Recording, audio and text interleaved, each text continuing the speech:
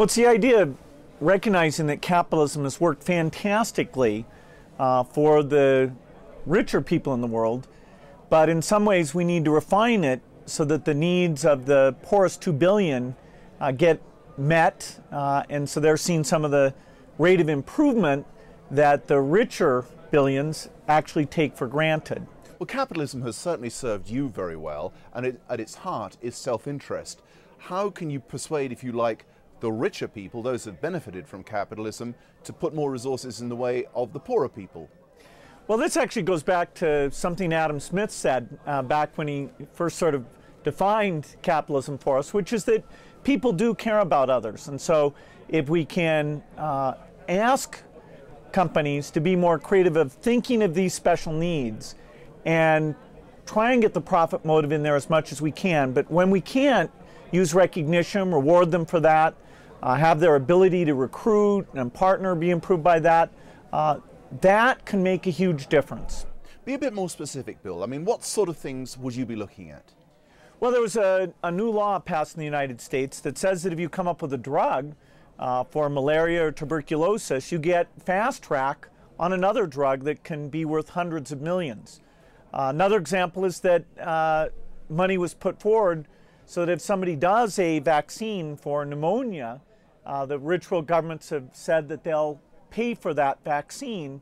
And so the incentive there is for the people who've got the expertise to go out there and do it.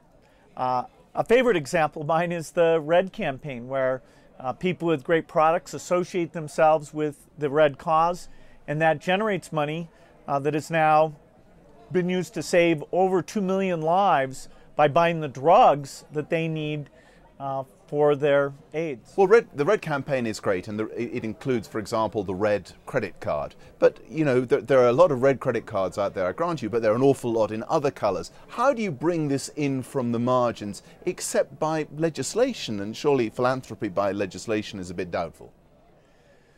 Well, the legislation like better free trade terms for the developing countries, or legislation like more generous development budgets, those can make a very big difference. And so we're not talking about a dramatic change of corporate behavior. In fact, if we just had the company that was doing the best in a sector matched by the other companies, if all the drug companies were doing as well as, say, GlaxoSmithKline is at thinking of the needs of the poor, if the banks in thinking of microfinancing were doing as well as the best, or the cell phone companies thinking about how the cell phone can even help for low-cost financial transactions and health-type advice, then we would see the conditions of the poor improve quite dramatically.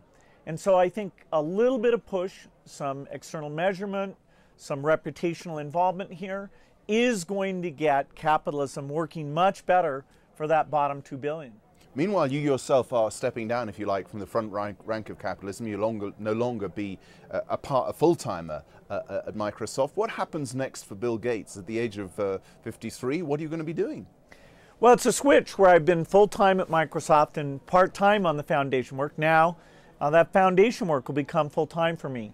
And so this topic we're talking about, reaching out to companies who've got innovators and encouraging them to apply it to these needs, that'll be a big focus. I've already seen that if we do the right public-private partnerships, we can make some big breakthroughs.